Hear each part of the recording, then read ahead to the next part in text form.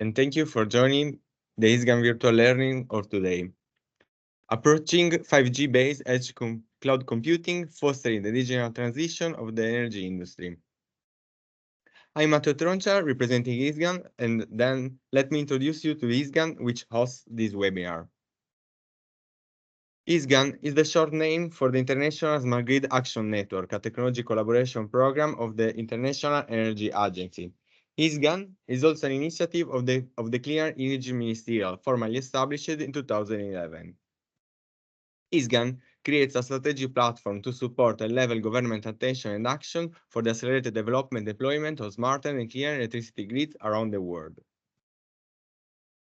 ISGAN consists of 28 contracted parties. They nominated representatives form the executive committee headed by the Presidium and assisted by 2 co-secretariats. The ISGAN's vision is to accelerate progress on key aspects of smart grid policy, technology, and investment through voluntary participation by governments in projects and programs. ISGAN activities focus on 5 principal areas: policy standards and regulation, finance and business models, technology system development, workforce skills and knowledge, users and consumers engagement. ISGAN facilitates the dynamic knowledge sharing, technical assistance, peer review, and project coordination among its contracting parties. The value proposition of ISGAN relies on conferences and workshops, policy and technology briefs, discussion and technical papers, casebooks, and webinars. Within ISGAN, virtual learning offers the ISGAN community means of rational and continuous technical skills update in the field of smart grids. The ISGAN virtual learning is proposed as a set of e-learning and reading core modules dealing with the entire value chain of smart grids. The webinar of today concerns the Smart5Grid project, and the title is Approaching 5G-based Edge Cloud Computing, Fostering the Digital Transition of the Energy Industry. Modern digital telecommunication infrastructure will soon allow to be adjusted to the energy industry needs, providing the opportunity to implement edge computing through cloud-native applications. To simplify the integration of the 5G telecommunication infrastructure's functionalities, increasing reliability and flexibility, and reducing the latency, the Smart5Grid project proposed the concept of network applications, together with a platform to automatically validate and verify those applications, fostering the creation of a new ecosystem of devices and device virtualization experts. The speaker is Daniele Porcu from Enel Grids, International IT Project Manager and Manager. Please use the question and answer tool to pose your questions. The speaker will answer at the end of the presentation. And as usual, the recording of this webinar will be available through the ISGAN YouTube channel. Thank you for joining. Now I give the floor to the speaker. Please, Daniele, feel free to start sharing your screen. Today, we will take 45 minutes to talk about what we implemented in Smart5Grid project. Briefly, let me read the agenda for today. So we talk about how we are approaching the 5G-based edge cloud computing, the network application concept, Smart5Grid project and its approach. Then we will describe a concrete use case concerning the frequency monitoring in between 2 countries, Greece and Bulgaria, for grid stability monitoring at cross-country level. So TSO integrated monitoring. And then, last but not least, the opportunity for developers who wants to use our experimental platform. Okay, in all the context and European project in the field of energy, and also the model of smart grid relies on digitalization. So that digital layer is the enabler for implementing and developing smart grids. But the question is, what kind of digitalization? So let me quickly show you how the actual system operators or actual actors in the energy field are using the telecommunication infrastructure. So usually there is a control room and a field site where we have a control unit that controls where we execute our software to control field devices. What we often forget is that the telco infrastructure with 5G, but also with 4G, it was the same. It's a digital infrastructure. So by integrating the core network, now we are still on the rollout phase of the 5G, meaning that the backbone infrastructure is not yet ready, but it's on the progress and the process of being integrated. So as soon as this core network and the backbone digital infrastructure will be available, it will be possible to interact with the telco infrastructure and adjust the behavior of the telco, the telecommunication layer, to the need of the smart grid somehow. So by means of some tricks that I will explain in the upcoming slides, we will describe our concept of 5G-based cloud edge computing.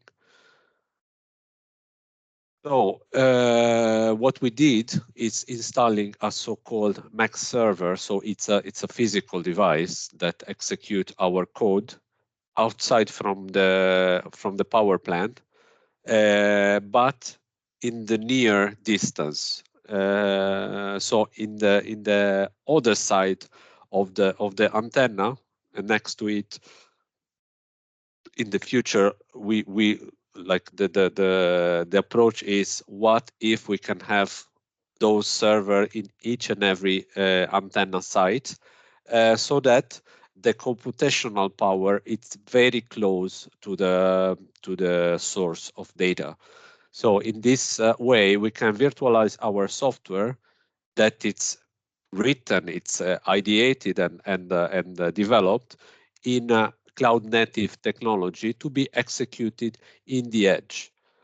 This will allow the so-called orchestration, for example, to decide in which node the software can run. For example, if a node is off, or for example, if the energy goes down somehow, that we don't have that node anymore active, we can switch the execution of the software in a different node and increase the reliability of the system and its resilience. So this is the way how we intend support the digitalization of the energy industry. What we implemented in Smart5Grid project, it's a series of layers. So we have the energy layer. So our smart grid, it's where our field devices are installed and where they are interacting with the grid. There is the telco layer and the digitalization layer. Inside this layer, so inside the telco infrastructure and inside this server, a new concept, a new model of network application is running to allow the interconnection between the energy layer and also the telco layer. So interacting with the core, for example, to activate specific function of the telecommunication infrastructure and allowing us to adjust this behavior, as I mentioned before.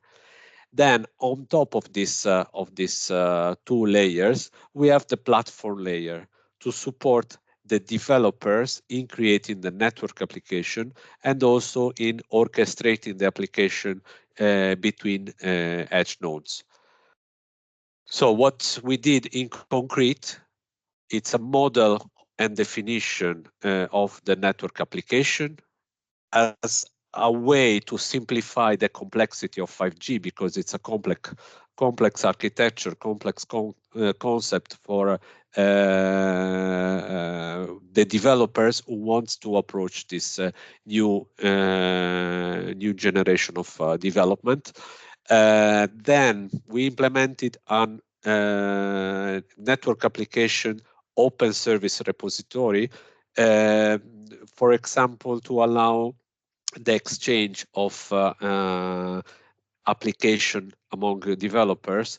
It's the concept and the idea is like the store for apps for the mobile phone, but in a way that it's thought for developers. They can find what the others did. Of course, the decision to make it public or private, it's up on the developer, but also to learn from the others and also exchange code among developers. And then an automatic validation and verification framework, so that the application can be checked, validated on its syntax, and also verified at runtime level without the need of having the owner of the edge node in presence, like usually happens, that you need to have somebody there to run your test, and this tool is allowing it to be automated. So I mentioned network application, a way to simplify the complexity of 5G. Let's see how. Here we have a example of what is the descriptor. It's a container that allows to put together a series of microservices to be run together. I made a rough separation among what are, as a developer, my core development. So I have to focus in, for example, the virtual field device or in the automation algorithms, but I'm not aware on, for example, some routing techniques or routing microservice. I'm talking about IP network routing, or the network slicing. That is a way to have a dedicated slice of the bandwidth for the utility, for example. Together with this container, we also have a list of the computational requirements. So at runtime level, I will know if this specific edge node is still available to execute my application, or if I need to make some correction, and also the communication requirements, so that the telecommunication layer will be forced somehow to guarantee those communication requirements. And then, for example, other requirements like the content of the tests to be executed at runtime to validate the execution. So this is a way to put together the complexity. So something that I'm not aware about on how to do it, like for example the routing, the slicing, but I can find somebody else who is good in that, and I can include it in my network application and focus on my development. And in this way we can simplify the complexity.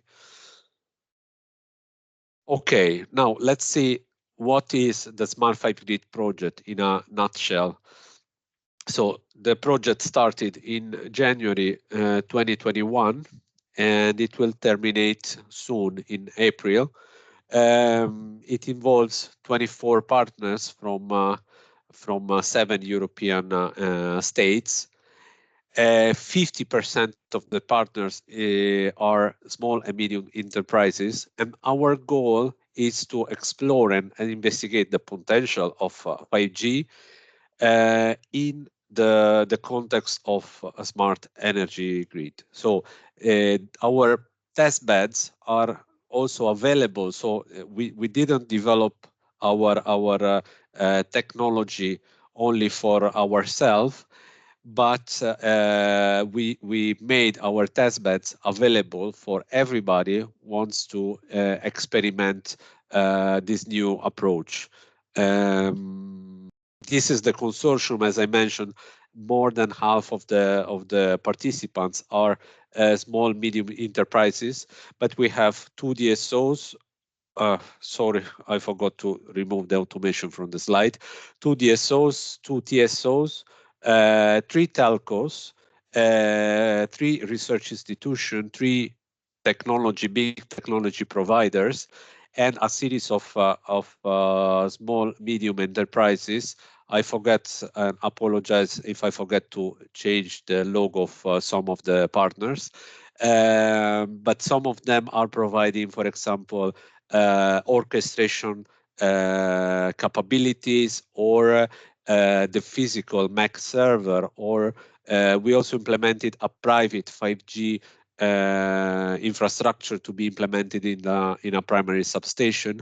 Or, for example, Entra Energy is providing a wind production plant as a distributed energy generation, and so on.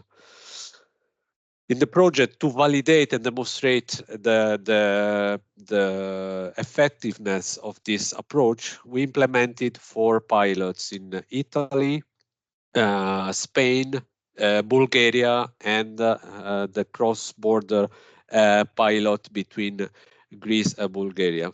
And we will see this last one, talking about how things are handled nowadays. So we have a series of devices that are able to interconnect the one country to the other country, and compare the frequency in the 2 areas. So we have a series of phasor measurements units, and the 2 schedules of the 2 TSOs. So there is a series of hierarchical. I will not enter in the details of the phase data concentrator and how this implementation is done nowadays.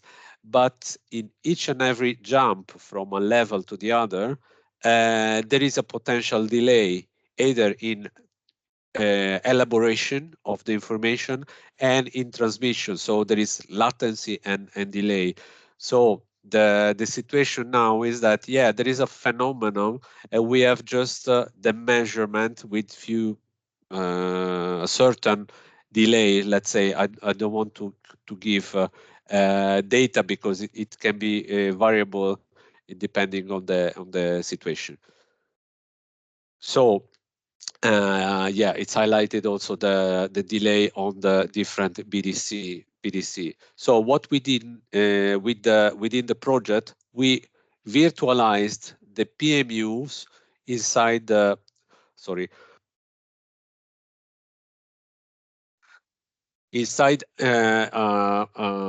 network application, and virtualized the one PDC. So it's the virtual PDC that is operating this comparison between the frequencies, the value of frequency from the 2 stations, and the magnitude of voltage, current, and also the phases in between those voltages and currents, with a granularity that doesn't have any other example in the past, like 50 sample per second.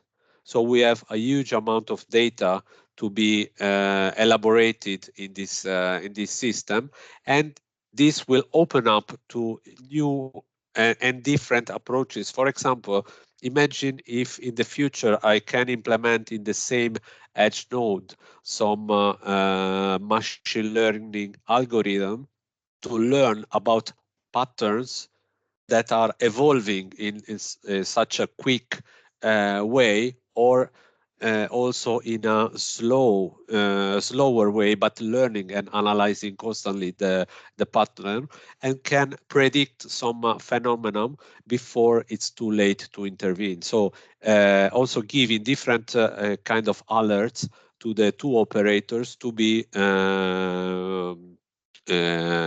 put in place and prevent some major problems.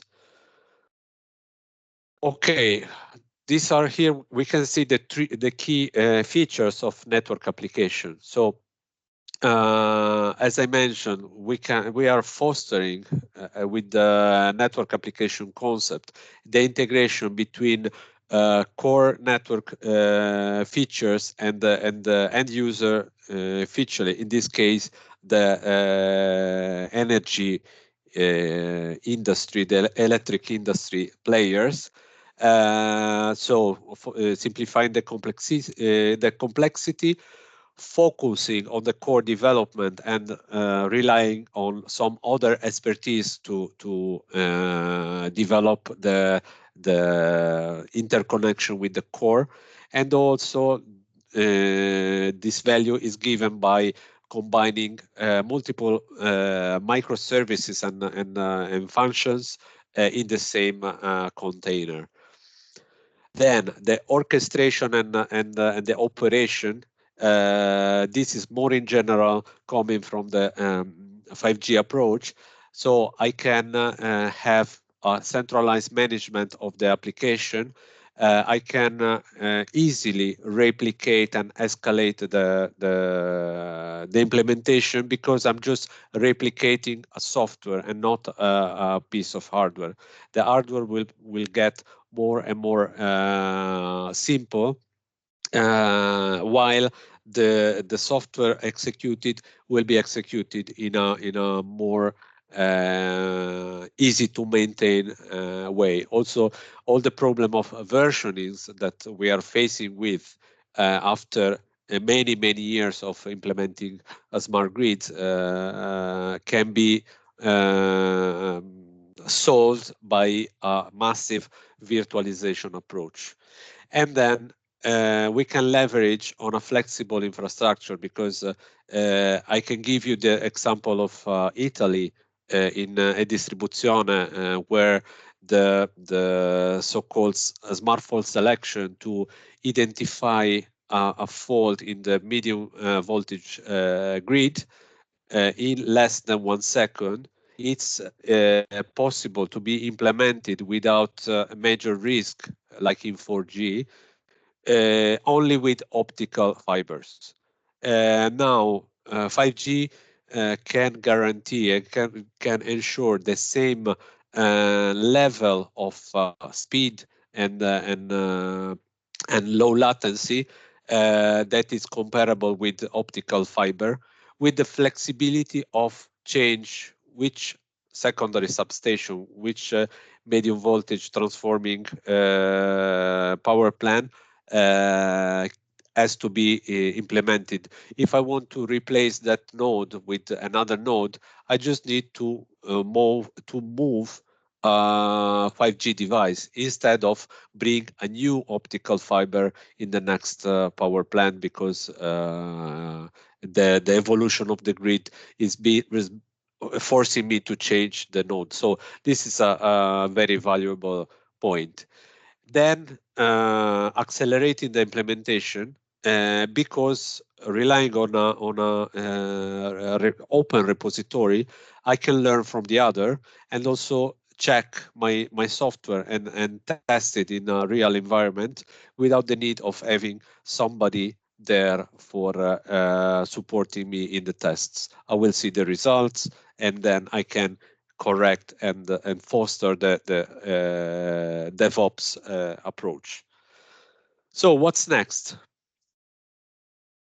As I mentioned, our platform are now open for developers. So you all can register and try this platform. The OSR also includes a guided way how to implement the network application. So you are all are invited to build and test your own network application and give us your feedback and learn more about the potential of 5G and this approach to edge cloud. What we are offering besides the platform is the tools that we implemented and developed. So the OSR, the VMV, but also a contact desk to support developers in solving issues, because I understand it's an experimental platform, but you are not alone. So this is what we are putting in place, and in return from your experimentation, we are giving visibility. So we will bring in our final event, I will just mention it now, but I will come back later, all the most valuable use cases implemented in our final event in Brussels. I think for that moment I was running quite fast, only half an hour instead of 45 minutes. But yeah, feel free to give me your questions if needed. Yeah, thank you, Daniele. Thank you, Daniele, for presenting your project. And yes, I encourage the people, the audience, to post the questions using the question and answer tool, so that Daniele can clarify all the aspects that you are curious to. And well, I may also pose a question maybe that regards the engagement of the project and of the platform that you that have been creating in your project.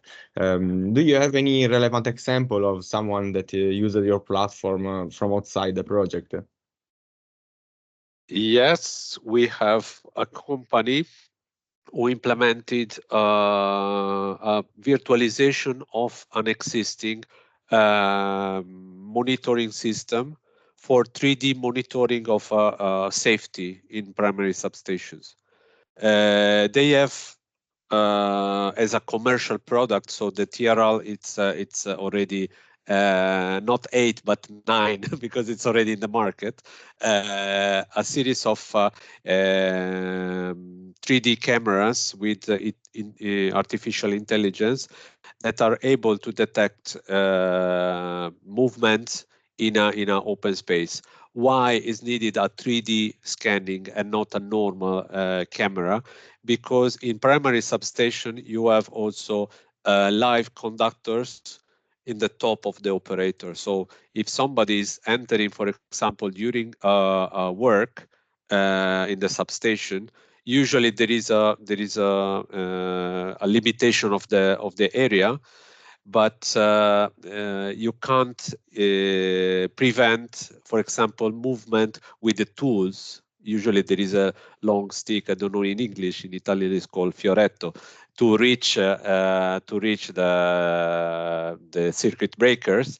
And if you made the wrong movement and you are getting too close to the high voltage part still live, it's a life danger. So those systems are useful to prevent major accidents.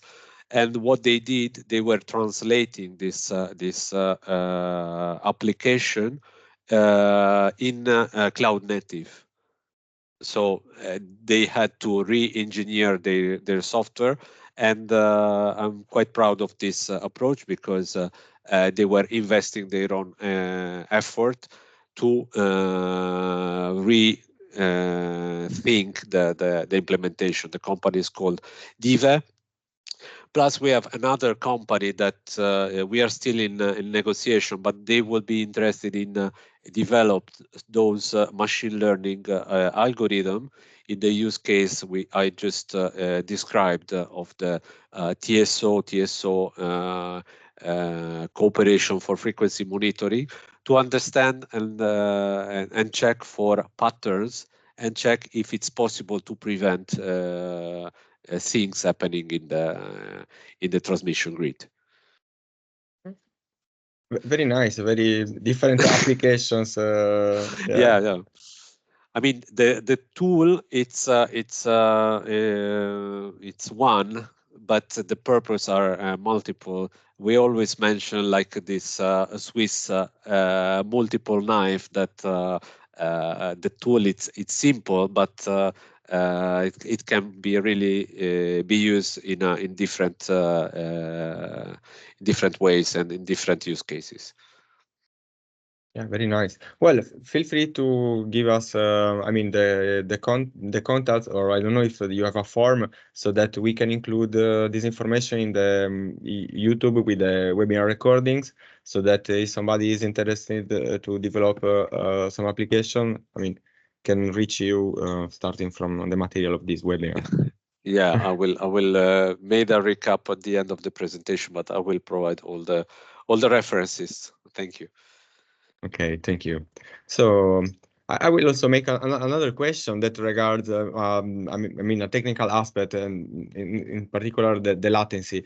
Do you have any relevance regarding the latency implemented in your pilots?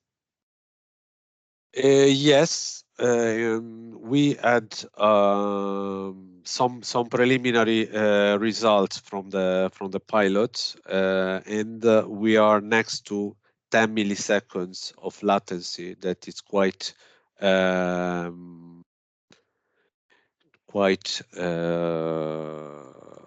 low for such a complex implementation, and what we did in the pre-piloting phase, for example, we developed together with the University of Cyprus hardware in the loop simulation, also including the delay of the virtual software, because the question usually is, but when you move something in a virtualized environment, the performance are lower. So we checked in the pre-piloting phase if those delays were still suitable and compatible with the smart grid needs. So all this kind of analysis has been done during the course of the project. I see a question from the audience. You can check smart5grid.eu. I will also give the links for participate, and yeah, there is the link to join the platform, subscribe.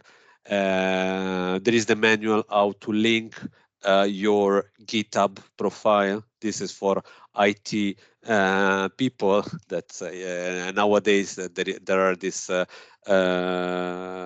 platform for cooperative development of the software, and we are using GitHub to connect all the components and insert them in the descriptor for being executed in the edge. Okay, thank you. Yes, I mean, I included the link for the website, as provided with the material.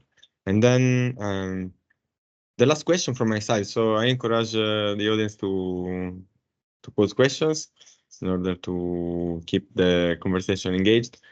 So, well, a curiosity regarding the use case that involves distributed generation. Could you please provide us some more detail?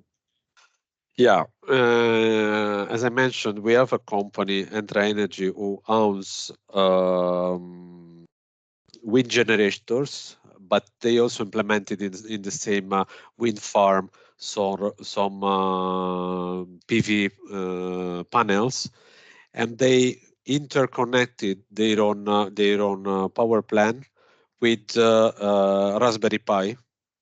So it's the IoT device to connect field devices with some other stuff to elaborate the the monitoring software. The broker for the Raspberry Pi call, the MQTT broker, it's also executing inside our network application. So everything is virtualized.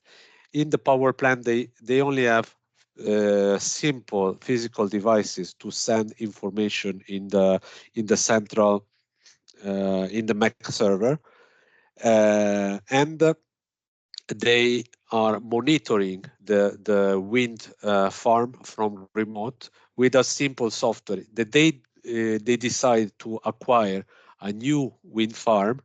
They just need to replicate the sensor, a new Raspberry Pi to be integrated, and then they are just replicating a software, new instance of the software in a new edge node, and the scalability, it's easy to realize. Moreover, they implemented like a vibration sensor and other systems to collect data through this platform, to this hardware software platform, and they made those information available as a predictive maintenance enablers. They said we are not expert in calculating the predictive maintenance, but we are starting to collect the information, and they are there available in digital form in the edge node. So if anybody wants to investigate in how to implement predictive maintenance, the information are there. So it's another invitation to participation to the experimentation, because there are parts that can be also improved, and we can also investigate more. During the presentation, I mentioned orchestration. Maybe I was not giving any like enough information. I can bring you an example from the project that was our inspiration, and it was managed by the technical coordination of Smart5Grid, about how orchestration works. They had a series of drones for power line inspection, and the software for controlling the drone and for the automated AI analysis of the images was executed both in the edge. So in the cell of the 5G that was controlling the drone was flying, changing to the next 5G cell, and super quickly the software was moving in the next cell, because of the orchestrator was understanding that the condition were changed, and the drone were keep on flying because the control software was up and running in the new node, and continuing acquiring information without interrupting the flow. I mean, it's not specific for the grid, but it opens to a lot of scenarios, because we know during the outage that specific node is not available because of no power, and we can quickly change it to a different node and move the software in other side. So the potentials are a lot, and it's very useful as a approach.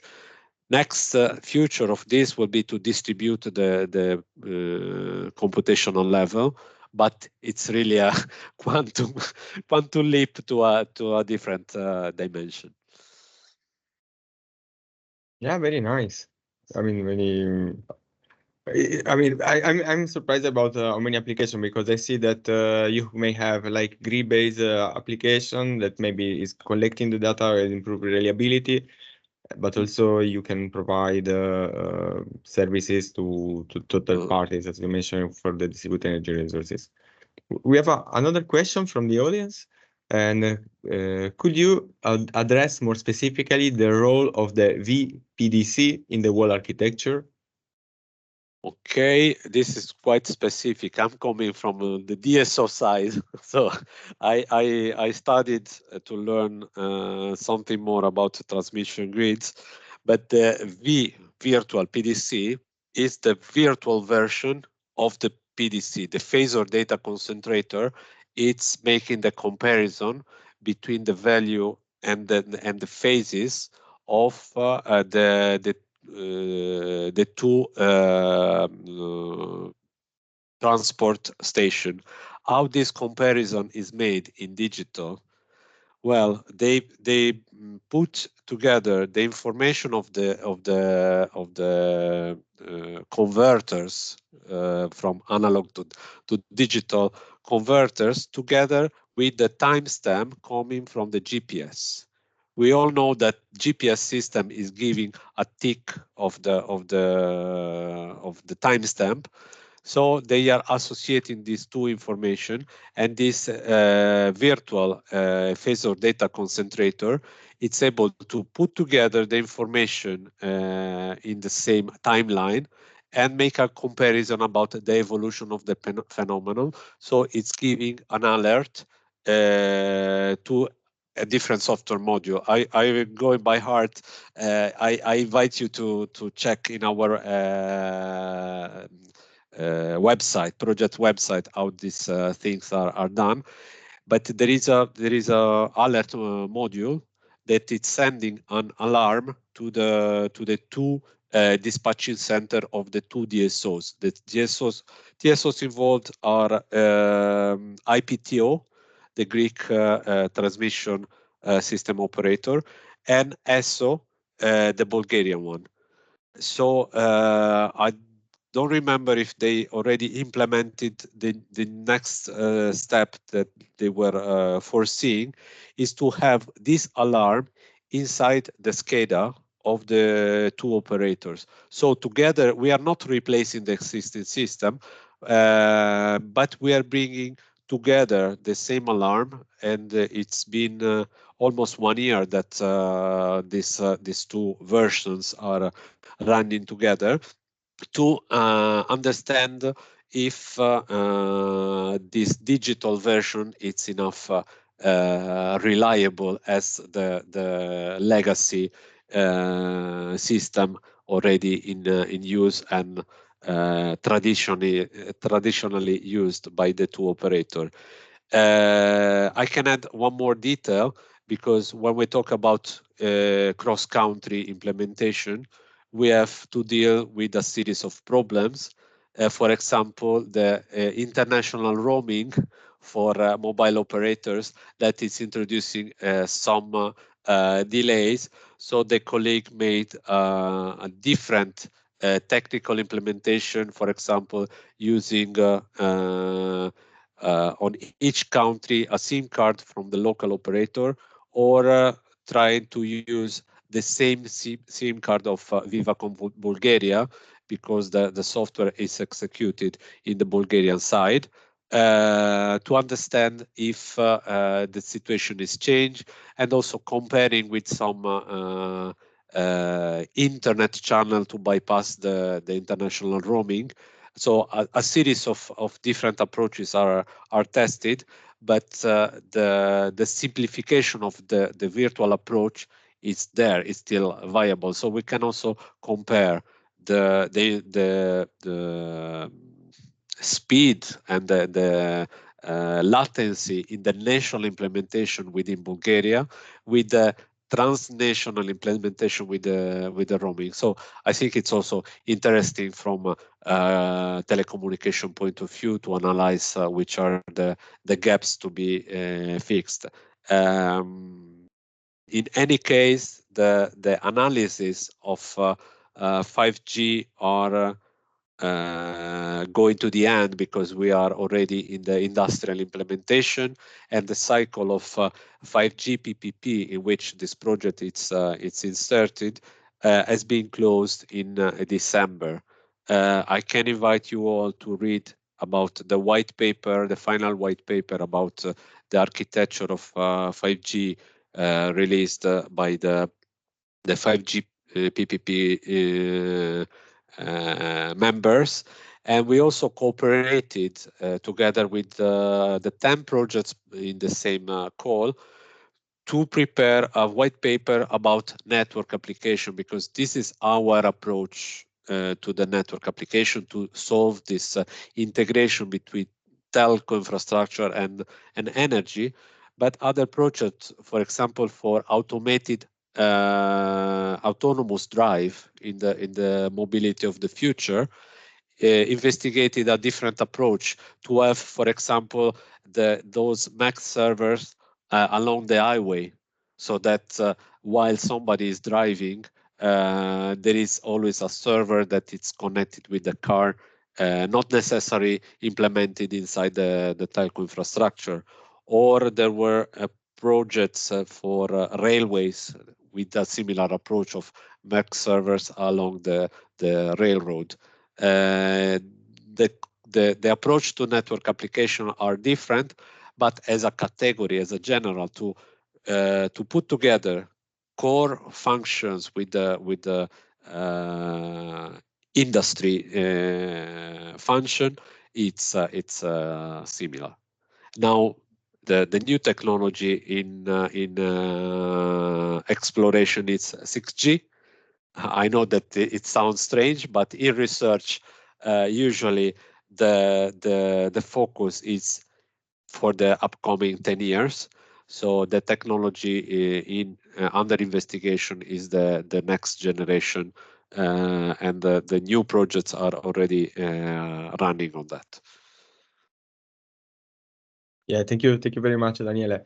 And well, actually, you mentioned that the final event will be in one or 2 months, if I recall correctly, and so your project is close to the end. Do you have any plan, any idea that you can mention here regarding like a follow-up of this project, of the Smart 5G project? Look, several partners of the project are already participating in the new calls, so there is already some follow-up, not necessarily in the network application, but continuing the analysis also in energy field. For example, 6G, it's incorporating the green aspect. For example, 6G devices are by design able to change their absorbing the need for energy, their consumption to be adjusted to the environment. For example, if I think to a transmission node with some storage and some sort of microgrid, to use the same terminology we are using in smart grids, and there is an outage. This node it's able to save some energy to prolong the life of the battery, for example. So reducing the power of the antenna to save some energy, or adjusting to the presence of sun to be more green. Or if I think in the future, what about concentrating the computational power according to the availability of renewable resources? So leveraging on the orchestration to modulate this usage of the computational power.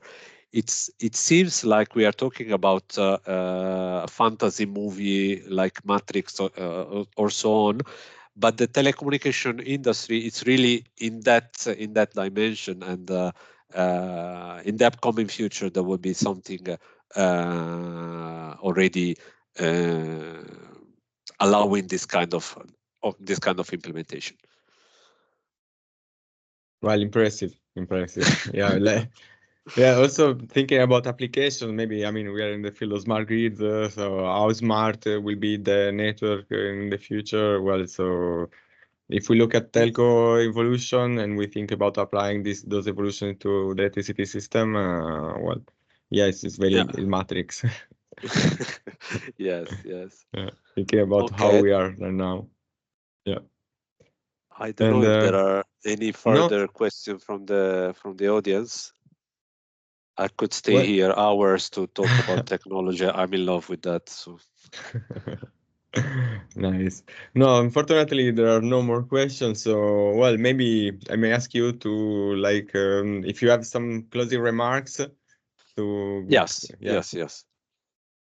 Okay, so just as a summary, this is what we developed as a main elements. So the open service repository, the automatic test and validation framework, the VMV framework, for advanced demonstration in real life. So we are talking about real power plants with real telco infrastructure. We are on our way to implement the roadmap for a third-party experimentation. We did several workshops, and we will propose new ones. Then we implemented a contact and support desk, and we are cooperating, and we did cooperated with all the projects with of 5G PPP program. Next slide. I mentioned our final event. It will be on the 9th of April in Brussels. You are all invited to join us and register. If you browse our website, you will find in the homepage the invitation. This is our link, but follow us in the social media. Yeah, this is for the new generation like us. Follow us. There is a QR code to register in the newsletter. We will not bomb you because we are in the end of the project. So, but it will be nice to be subscribed and have the final results from the pilots that we are in the phase of collecting the last measurements of KPIs and producing our last 12, oh my God, deliverables to be submitted together. But we are on the way to close the project. And feel free to contact me or either by email or through the project channels for any further information you might need.